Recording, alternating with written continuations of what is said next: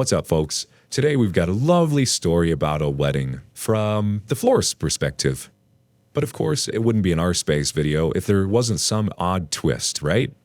Well, today we have a bride who disappeared, then reappeared a week before her wedding, and now the florist is confused. Let's see how this one plays out. I own my own flower shop, and a potential bride touched base with me around June about getting a custom package together for her October wedding.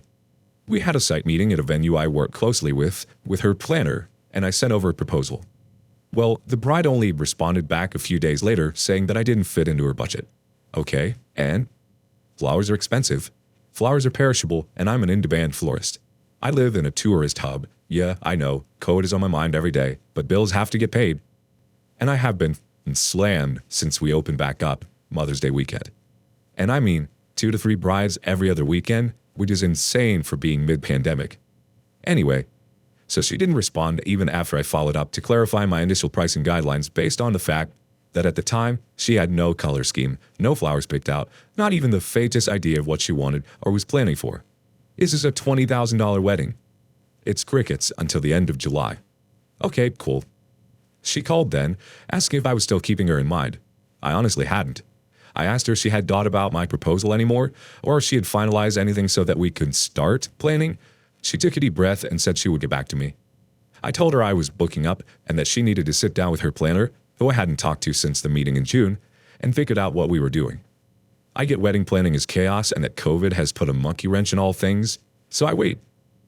More crickets until mid-August, when I send out an obligatory email checking in, asking if there's any info or if I could assist in pushing her along to getting things actually on my board and in my account because I don't order until I'm paid. Morph in crickets. So I go along, making flower dreams come true as I do, and this cow calls me on the Saturday past, 7 days before her event, and asks me if everything is ready. Ma'am, I do not work for you until I am paid, full stop. At this point, I had figured she'd booked the other florist in town. No biggie. He does beautiful work, almost as good as mine. I hadn't planned anything, ordered anything, or put any further thought into it. I spoke to my venue contact a while back to other projects, and he said he hadn't been able to get any clear direction from her and wasn't going to push it. Maybe someone's gotten sick. Maybe the relationship is over. Who knows? And who cares? I'm just the florist. At this point, there's no payment, no contract, no direction whatsoever. So I go into full HBIC mode to keep good relationships with the venue, with the bride, and to get a chance to do some stellar work. I tell her to email me because now I want full records, beyond what I already keep, documenting every bit of info we exchanged because I know she's an oncoming storm. She refuses. Doesn't matter because I'm out of the office until Tuesday, September 29th, for personal reasons. I email her again to tell her to send me the info and CC the wedding planner. So she calls again the next day, Sunday. I'm still out of office. I email her again and tell her I'm not going into town for my mountain hideaway because this is her problem, not mine. She finally sends the email. Pretty much the same non-information I started with, except now they've added more flowers. Fine, she will pay. Oh yes, she will pay dearly. I read up the quote and charged her for the rush order because I have to. Had she responded any time before September, we would have had every financial break they were pushing for the wedding season at our feet. And I always pass my savings along because it's good for business to have happy clients come back even when the cost of flowers goes up. The planner finally emails me. She's had my info since the jump, but only to send a timeline. I sent her an email to communicate the current state of things, including the fact that they are now over budget for me for what I had to quote, and I need to be paid tomorrow, no exceptions. It's now 10:30 p.m. on Monday night, and I'm pretty sure is going to hit the fan tomorrow. I'm excited though. I'm finally financially stable enough to tell people to, off professionally of course.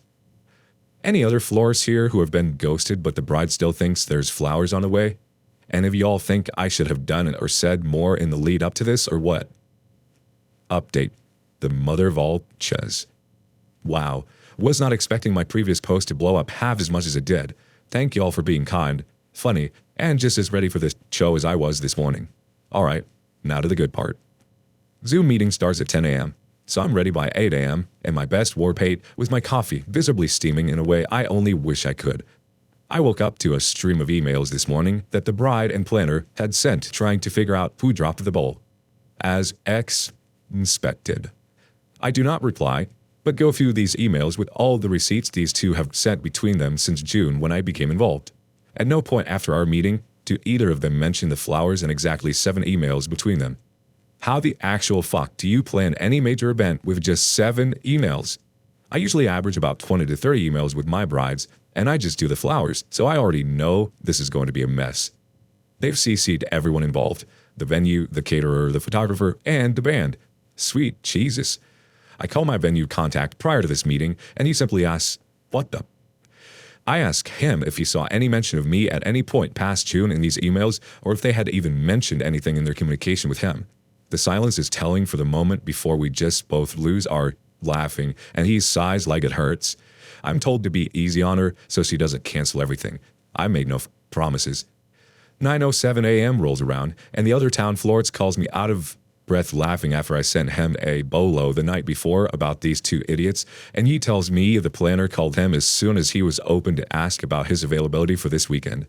The other florist straight up tells her he's already talked to me, and even if he was available, he's not getting into the mess she's caused. Apparently, she's gotten married again recently, and he didn't know her new name, but she hadn't changed her caller ID. He has a history with her, and apparently, obviously, she's a planner. He tells me to have fun because I'm neck deep shit now. Now, I'm fuming. Not for myself as much, but for this bride. For her emails, she seems to think that everything was on track and that all she had to do was say yay or nay and have her future husband sign the checks. I made a few quick calls to some other vendors because I need every bit of ammunition for this one. Now it's 10 a.m., and I start the meeting. We're all sitting there, exchanging good mornings. Bride looks tired and stressed. Planner looks anxious.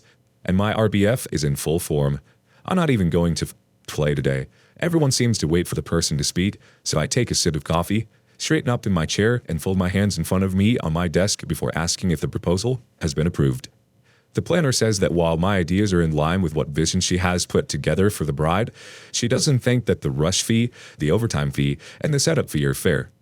She says, "I've known about the wedding since June and should have been prepared that her client should not be penalized for my oversight." Oh, no. I chuckle with my tongue between my teeth before I tell her flatly that that is not negotiable and ask the bride if she has any alternate arrangements. She says no, and that she thought this was taken care of after she communicated to the planner about my email in August, and just asked her to take care of it within the next week or 2.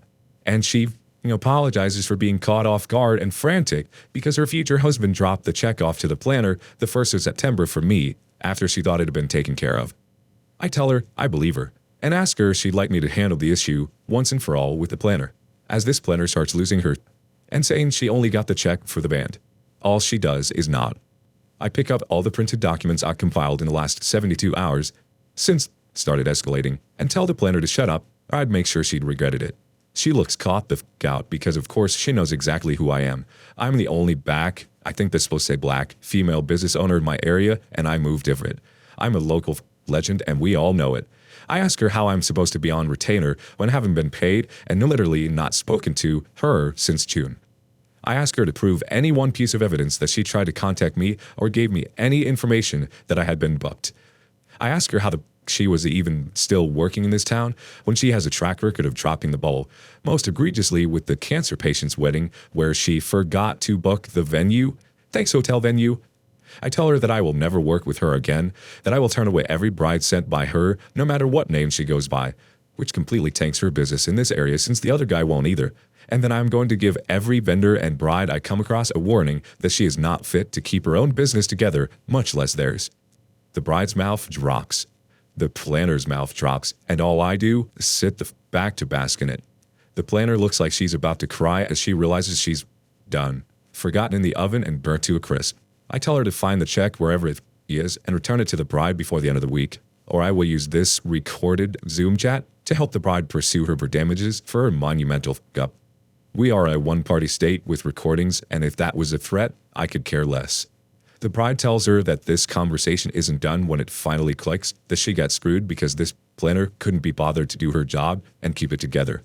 It was only 5 checks. She also says that effective immediately, the planner is fired. The planner leaves the Zoom meeting without saying anything else.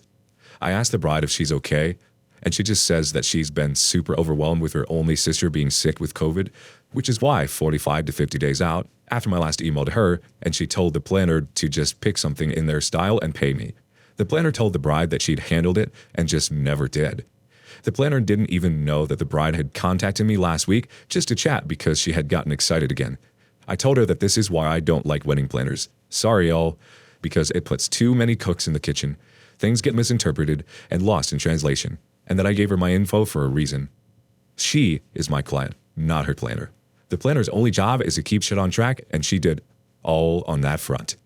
The bride apologizes again, tells me that she's going to tape the bed and that she will be over to store with cash shortly once she gets herself together, updates her groom, and checks on the other vendors to make sure the entire wedding hadn't just imploded. noon, the bride strolls into my store looking 1,000 pounds lighter.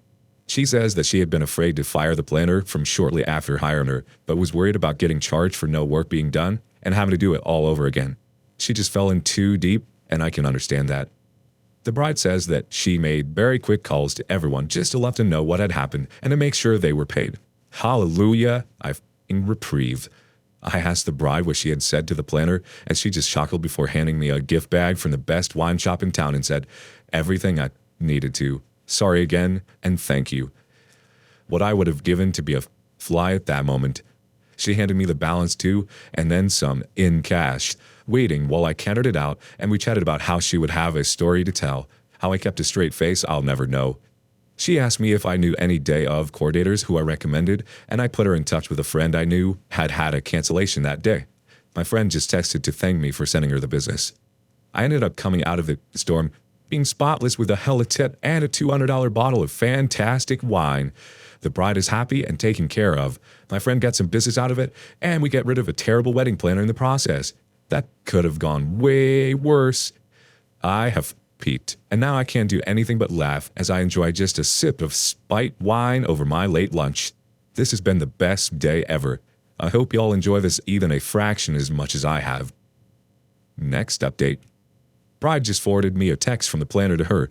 Apparently, she lost the check and was embarrassed to say for fake, so she was going to try and pay me out of pocket, which makes no sense, and didn't know how to tell the bride. She's found it though, and will take it to the groom's job because she doesn't want to see the bride. I am dead. Last update. I should have asked my mother-in-law about this planner check from the job. Since she used to be the local florist here, I was telling her about the situation while I was eating and editing this. The planner has been on and off drugs since the 80s. Problem solved. I hope she gets help. Dang, OP, this is insane. I had no idea what a hard time florists get from brides until I heard this. I mean, it makes sense that someone would feel stressed and urging to throw everything together in this situation like this, but holy moly, this lady is 100% not cut out for the job organizing weddings.